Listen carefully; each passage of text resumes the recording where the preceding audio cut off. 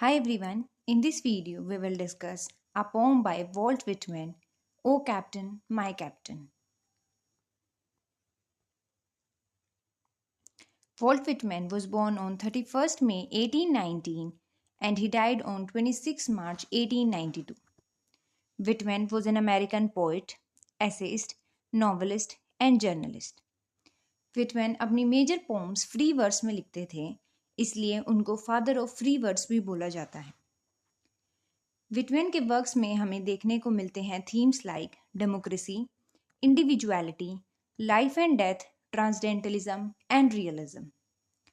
Vault Whitman के कुछ major notable works हैं leaves of grass, song of myself, when lilacs last in the dooryard bloomed. आज इस video में हम उनका work O captain my captain discuss करेंगे। This poem was published in 1865 and it is an elegy written on the death of US President Abraham Lincoln. Abraham Lincoln को 1865 में assassinate कर दिया गया था and he was one of the kindest citizen of America and as a president too. इसलिए उनकी death पे जो वॉल्ट विटमैन है ये एक एलिजी लिखते हैं। This poem is composed in 24 lines which is divided into 3 stanzas. इस पोम को rhyme scheme A B B C D E D में लिखा गया है।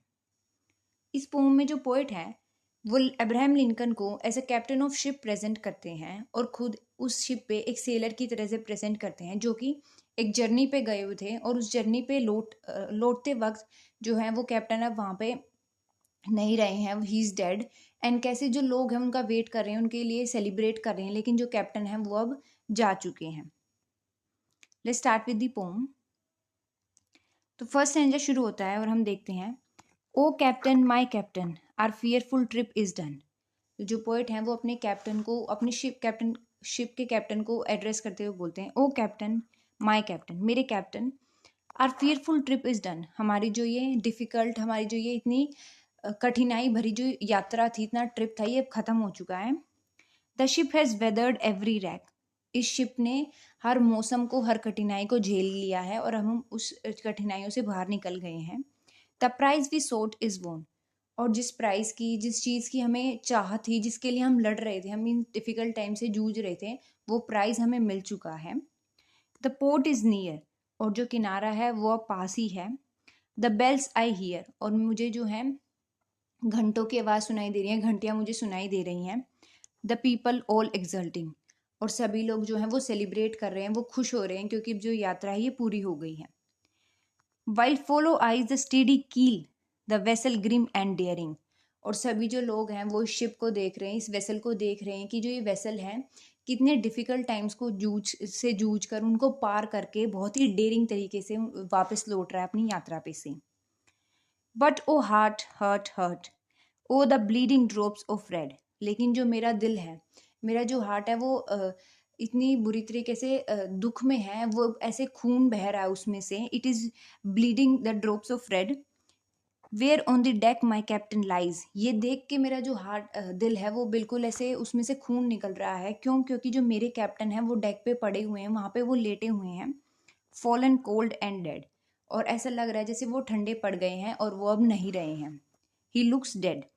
तो फर्स्ट पैरा में जो लोग हैं वो सेलिब्रेट कर रहे हैं कि जो वेसल है, जो शिप है, वो अपनी इतनी डिफ़िकल्ट टाइम्स की जो ट्रिप है उसको पूरा करके अब वापस आ रहा है। लेकिन जो कैप्टन है वो डेक पे ऐसे लेटे हुए हैं जैसे कि वो अब डेड हैं, he is no more. Second para में जो पोइट है वो कहते हैं ओ कैप्टन माई कैप्टन। तो वो फिर से उस कैप्टन को एड्रेस करते हैं। Rise up and hears the bell, hear the bell. तो वो कहते हैं कि कैप्टन उठिए और ये जो बेल बज रही हैं, ये जो घंटियाँ, ये जो सेलिब्रेशन है, इनको सुनिए। राइज अप, उठिए। For you the flag is flung. और ये आपके लिए ही जो ये झंडा फहराया जा रहा है, the flag which is being flung, ये आपके लिए ही है। For you the bugle trills. और ये जो शहनाई बज रही है, जो सेलिब्रेशन की जो साउंड है, ये आपके लिए ही है, आपसे ही है ये। For you bouquet and ribbons rhythm. और जो लोग अपने हाथों में रिबन्स लाए हैं, फ्लावर्स लाए हैं, बुकेज लाए हैं, ये आपके लिए हैं, ये लोग आपको सेलिब्रेट करने के लिए आई हैं। For you the shores are crowding. और आपको देखने के लिए जो है किनारे पे इतनी भीड़ इकट्ठा हुई है, लोग आपको देखने के लिए ही आए हैं। For you they call the swaying mass their eager faces turning.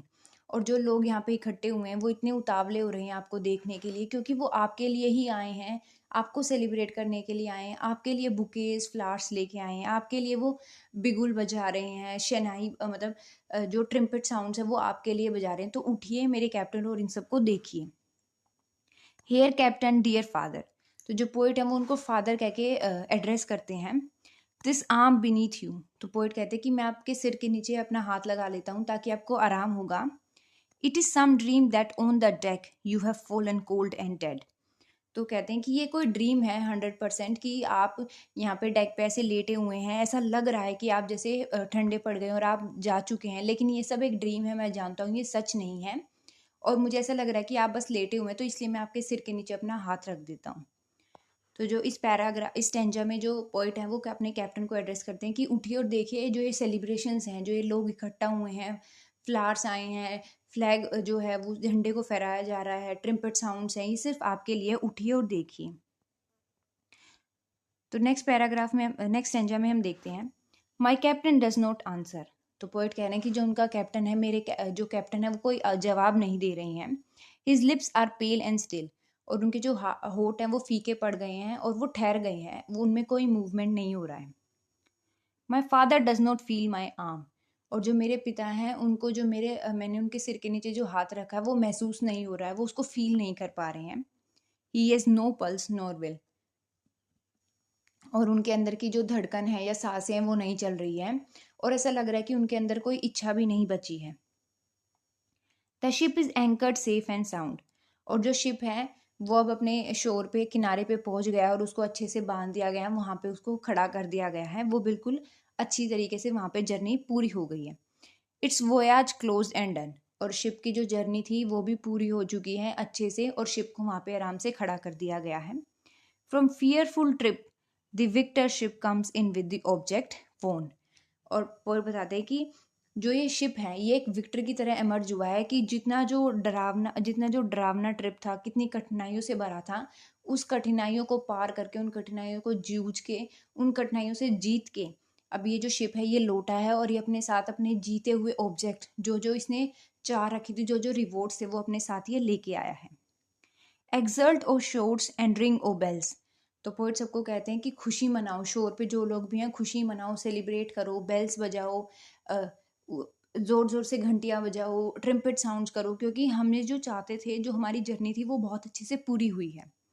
But I with mournful trade, लेकिन मैं बहुत दुखी हूँ, मैं अपने गम के साथ, मैं अपने दुख के साथ, वो the deck my captain lies, जहाँ पे मेरे कैप्टन लेटे हुए हैं, जहाँ पे मेरे कैप्टन पड़े हैं, मैं उसी डेक पे बहुत ही आराम से, इतना गम के साथ, इतने दुख के साथ वॉक कर रहा हूँ।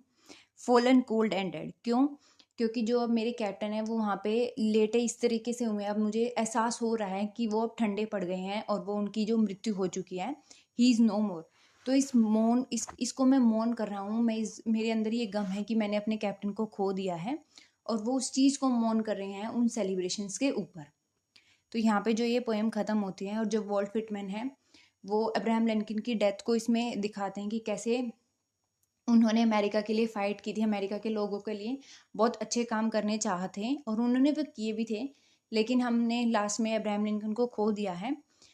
तो जो पोइट है उसको इसी इसी पोम में इस तरीके से प्रेजेंट करते हैं कि उनका जो कैप्टन है, उनकी जो फादर लाइक फिगर है, वो अब चले गए हैं और उनको इस चीज़ का बहुत ज़्यादा दुख है। And here the poem is finished. This was all for the poem, and thank you for the video.